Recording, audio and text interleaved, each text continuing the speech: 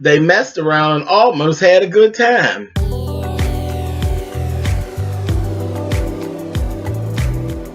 And I'm like, come on through, Cookie. I want to put my soapbox. That's basically it. Let's talk about drag and all its forms.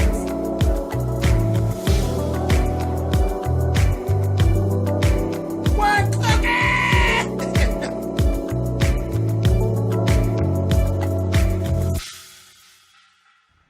Hey guys, thanks so much for clicking on this video. This is my review for Real Housewives of Atlanta. This is season 10, episode 14. As I said, these girls actually messed around and almost had a good time. Now, this episode, I got real irritated with our friend Marlo. And I like Marlo, y'all. I've said that before. You know, I like Marlo. But Marlo, on this trip, when we started this trip out, Marlo, you had it in for Candy first. You just kept on with this thing. You just had it in for Candy. And for whatever reason, it just switched over to Portia this time. I don't know what that's all about. I don't know, but whatever. We'll talk about it. The first thing was Shamia and Eva ended up clashing. Shamia came out there, jumped out in them streets, and basically came for Eva about her sexuality and was she a lesbian and was she messing around with Missy Elliott and all of this. And Eva basically let her know, listen, I don't know what you do or how y'all get down. I really don't get down like that. I really didn't appreciate you asking me that. Didn't care for it. Didn't know why you wanted to know. And it ain't none of your damn business, for real, for real. You know, and Candy has said to her, you have to get used to that. Because, girl, you know, this is how we get down around here. And Eva's like, not going to get used to it. Not going to play the game. Not in. I ain't into it. So that was that. And, you know, I love Eva. Eva's always been just like that. Just how she is. She real no nonsense. I mean, she can get down there and get messy with you, but she ain't doing what she don't want to do. Because I watched her season of America's Next Top Model, and Eva was a stone cold bitch at some points of that competition. She wasn't the nicest girl when they pushed her the wrong way. So she can go there. And she looks beautiful in her confessionals. She has like all this hair. It's a lot of hair, but it looks so pretty. She looks like a little Barbie doll. I love Eva. Anyway, moving on. I started noticing right in the beginning at Marlo going there, just little stuff out with Portia. She's talking about Portia was backpedaling and this, that, the other. It's just like all the time, just always something. Same thing like she was doing with Candy. Nene ends up saving the day and gets them another place. So they only had to stay in the other place, a day and a half. And then later on that night, they were going to be leaving there. So Nene saved the day. She found them a new residence and all of that. So that was good. They go and get in the van and they're going to go out for the day and hang out around in Barcelona. And this is when it got strange. It turned into the Lady Pawn episode. It's like this whole thing. Like, one, Cynthia is just enamored with a little lesbianism. She is ready, baby. Her box is hot. The streets is calling her, and she is wanting to get her on, honey, and she is just going straight forward. And I'm like, Cynthia, simmer down, honey. Calm down. Calm down. And it was, they're going off of this whole thing, this bucket list thing and all of that. Cynthia's bucket is wet and salty. Okay? So there's this whole thing about kissing. Candy was like, listen, I ain't trying to kiss none of the girls in this group no more. I ain't trying to do that no more. Because Cynthia she got her sights on Candy. She's like, yeah, baby, I guess she said, honey, look, anytime you get to argue and fuss the way that you and Portia is, baby, I want me some of that, honey. But Candy ain't going for it. And Portia actually ended up agreeing to kiss um, Cynthia, while they're all on this van, and I'm just kind of looking at all of them, and I'm like, what is going on here? What am I watching, honey? It's like Coco Dorm for girls or something. And I'm sitting there, I'm like, this is all this lesbian softcore porn. And I said, okay. Said, my, I know a couple of YouTubers, honey, that do reviews is probably getting their life. Getting their life.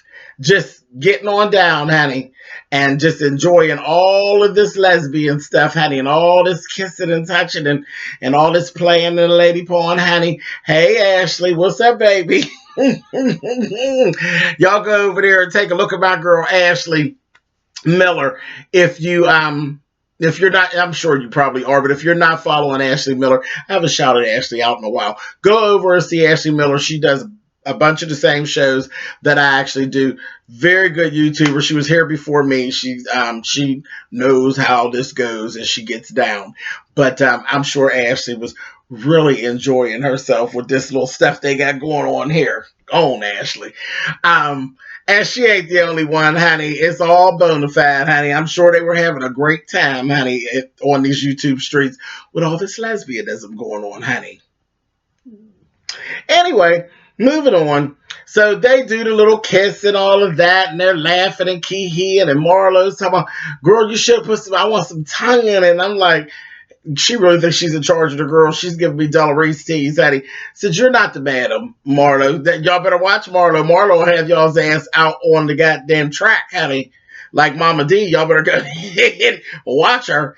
Anyway, so they got all that going on. Moving on. So they get to the restaurant, real nice restaurant. It looks like, well, most of the restaurants seem like where they're at, that it's kind of outdoor, indoor. I would love to see that, like, for real. I was never really all that interested in going to Spain, but then when I've been watching, and it's terrible, I've been watching the show, and I've been paying attention to the surroundings more than them. That says a whole lot for the show, don't it? But it just looks like, I think I would like to see that up close and personal. But it looked really pretty, and it seemed like they were outside and inside all at the same time. I said, I like it. But anyway, child, the little vegan was over there eating octopus, honey. I guess after she went over there and got to kissing on Cynthia, she's like, to hell with these plants and stuff, these plants and these trees, honey. I need a little puss in my diet, honey. And she got her little octopus, honey, and got to suck it on it and eating it up, and told them, listen, yes, I'm backsliding on my veganism, honey, but I'm going through a little pustule right now. So, honey, I'm going to do that. So they do all that. Then they go into this conversation about Kim and the roaches and Brielle and how dirty and low down that this whole thing was. And it really was getting on my nerves. But, I mean, I understood. Nene was saying, I didn't think me and her had any beef. I thought everything was fine. It just seems as though all this stuff about the car and the handicapped parking spot and all that, like Kim had been holding these things like she was going to wait to get me, like she was calculating. Well, y'all know that's how Kim is. And so are you, Nene. So, like, really? Shut up. Anyway, so they go through all that. Then there was this whole thing of them asking Sheree, you're friends with Kim. You really need to reach out to her at some point and let her know that that just wasn't right. It wasn't right. And then I watched that bone collector get the stuttering and stammering and backpedaling and pussy pumping, and so I'm gonna talk to her, but I'm gonna say this, that thing, and the other. Then she get in her confessional. She's like, I ain't telling Kim nothing about nothing because I ain't telling her how to raise her kids. I said, backpedaling. Said, girl, no, you ain't doing no BP and PP, honey. Are you doing that, Miss Sheree, girl? Are you, girl? Anyway, so then they go over, and then the next thing you know, Marlo starts in on Portia, saying that Portia is friends with her and she needs to get in touch with her. Well, Portia wasn't playing the game. Portia's like, listen, I ain't getting in that. It's not my business. And I don't want to get into all that. I really don't. And don't be trying to call me out. I just ain't really trying to do that.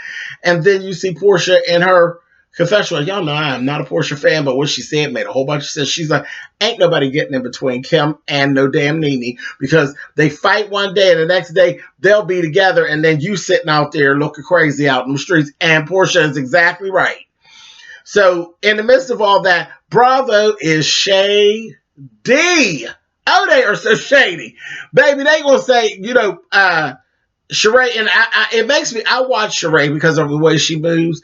I wouldn't walk to the end of my fence of my yard with Sheree, because Sheree, you low down dirty monkey with a wig on. There's a lot of that on this show, honey. I wouldn't go nowhere with her. I don't trust her. I'll be watching her. She's always collecting. She's always collecting. You can see it all in her face. She's collecting and playing things in her head and setting it up and getting it together. I said, girl, you always sit around looking like you working with a set of Legos. I don't trust her. I wouldn't go nowhere with her. Anyway, so all that stuttering and carrying on, but I laughed in the midst of what she was saying. She said, who even has roaches? Do people have roaches anymore? Who the hell has roaches? And didn't Bravo flash up a scene of Sheree stepping on a roach over there at the chateau? But it was outside. She was outside. But nonetheless, at the chateau, stamping out roaches. I said, girl, you are not out there stomping on the boys with the brown tuxedos on with your good pumps on, honey. I said, girl, these is red bottoms. These is roachy shoes. Honey, I said, that's the best. But Bravo shady, though. Just as shady with them cameras. Anyway, so then Marlo and Portia continue on, and then it starts to be this back and forth. And it gets into this thing of Portia has this fan in her hand, and she's popping the fan and putting the fan up and I was thinking it to myself at the same time, girl, you doing that Kenya thing. You're putting this fan in Marlo's face. And you know how Marlo, I noticed Marlo had gotten kind of high. And she started drinking what she's drinking, and that drink was making things. She was getting louder and she was getting more vocal, and it was a mess. She ended up at some point, they started going on and on about this floor mat. It's the doormat outside of Portia's house. Marlo had made a joke about it was so small and all of that. And they went back and forth about that, and Portia started crying. It was like a whole deflection. She started crying and said, it's just sentimental because my mom actually bought me that mat, and I know it's silly and this, that, and the other. And everybody was like, oh, wow, this, that, and the other. And then Nene jumped in and straightened everything out. Was like, this is crazy.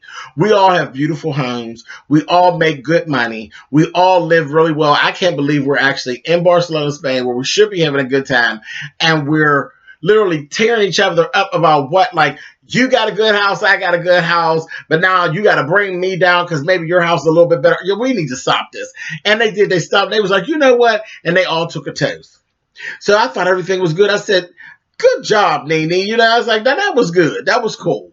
And everything seemed that it was going to be going fine again because they had been having a good time all day. They rode go-karts around town and carried on and flirted with the men and got numbers and all of this. Portia ran her go-kart into the back of the production people. I said, oh, child, just the best. I mean, they were having a good time. Next thing you know, Marlo ain't let it go. Marlo was like, girl, you are so fake, so phony. Sit up there crying about an old dumbass doormat, but you didn't cry about all them lies and stuff you told on Candy. You didn't cry about that. Honey, it just got real ugly then. And there we go with the fan and the popping the fan and the waving the fan and talking to Marlo. Next thing you know, honey, Marlo grabbed that fan, honey, and was pulling Portia. Honey, Portia's arm went like this, honey, and she took the fan out of her hand. And I said, see, she ready to bam her, honey. She's getting ready to bam her, honey. That damn Portia didn't get all excited like she usually do with Marlo. She went to stand up and stuff, but it was that she was standing up, moving away. It wasn't like she usually do. She ain't give her round like she usually do, honey. I said, oh, this is a mess. So they broke them all up. And then Candy was the only one that was able to actually really get Marlo, because they kept trying to stop Marlo as it was going. Candy told Marlo, listen, we're not going to do this. We're in Spain, and I would get you out, but I don't even know how to get you out while we're here in Spain. So just calm down. And I'm laughing at Candy because I'm like, is Candy giving her, now I ain't got no problem with you whooping Portia's ass. By all means, whoop Portia's ass. And I'll get you out. Who's in charge of the girls? Candy is in charge of the girls. I said, come on, honey. I said, who's getting the girls out of jail? Candy Burris, bitch. That's who's getting the girls out of jail for beating up Portia.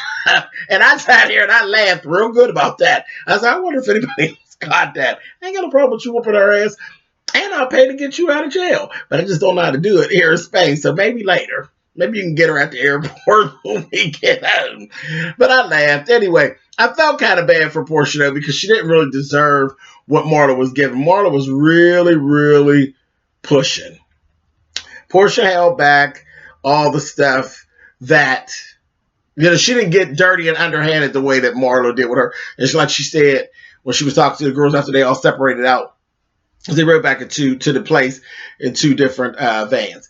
She said, there's things I could have said to her that was unheard, because the things that Marlo did when her and Nene fell out were absolutely unforgivable. But Nene told me those things in confidence, and I'm not going to bring that. I wouldn't do that. I said, good job. Good job, Portia. Good job. Because, sometimes people will do that because they want to win the argument, and they'd be like, fuck, I'll throw everybody under the bus. I want to win. So I thought I liked that. That showed a little bit of character. I said, okay, cool. So anyway, they end up going back to the house, and they knew, they're like, okay, well, let's pack up our things. We want to go to the new residence. Child, funniest thing, they coming up in the thing, they had all them steps. Honey, Cynthia could hardly make it. She just is old. I said, go ahead, Pearl Shay, honey. She get on up there, went to go through the door, baby. Why her wig get caught up? She had said earlier that wig was getting on her nerves. She had this big hair thing going on. The wig that got caught on the doorbell thing on the door. I said, Lord have mercy, you in this wig. Cynthia. I laughed real good at that. And then only person that actually seen it was Candy. And Candy got just as tickled. I said, Lord have mercy. Anyway, while they were there in the house, Portia had decided to go home. She decided, I've had enough. I'm out. I'm tired of this. I'm just tired of trying. I'm tired of trying, and I'm just ready to go. I'm ready to go. I don't even want to continue on in this group of girls. She went and she talked to Nene about it. Nene told her, I do understand. I wish that you wouldn't go home, but it is what it is. And the girls are waiting for you to really take ownership of what happened with Candy. And she's like, I apologize. I went to people separately for things that I've done and things I've had issues with. And she's like, but that's why you're being crucified, because nobody actually sees you. Like, you haven't said it as a group. And she's like, if I knew that would make all of this stop, the witch hunt stop, then I would do that. But I don't believe that. So right now, I'm not going to do that. What I'm going to do is I'm going to go ahead on home. And at that point, Nene dropped her guard down and went back to being the old Nene. And you've seen her and Portia reconnect. And I believe I don't believe that was done for the cameras. I believe this was totally genuine. Nene threw her bullshit to the side. Portia was just down there in the dirt with it. And we saw the gates fall down, and Nene and Portia actually reconnect. And guess what? It was actually kind of nice to watch, because they were cool. They were cool, and they were cool to watch at one point. Even though I ain't no Portia fan, her and Nene, when they were in that whole big sister, little sister type of thing, they were interesting to watch. It wasn't bad. It wasn't a bad thing. So I kind of like that. But she went on and took the big girl road, and she went ahead and went on home. And that's where it ended out for this episode. And we'll see what goes on next week. It was cool. And I said they almost slipped up and had a good time. They really had a good time with their lesbian part, though. Did you? Leave it in the comments. All right. Like I said, soft-core lesbian porn, honey. I bet y'all had a good time. Not all of y'all, but I know some of y'all did.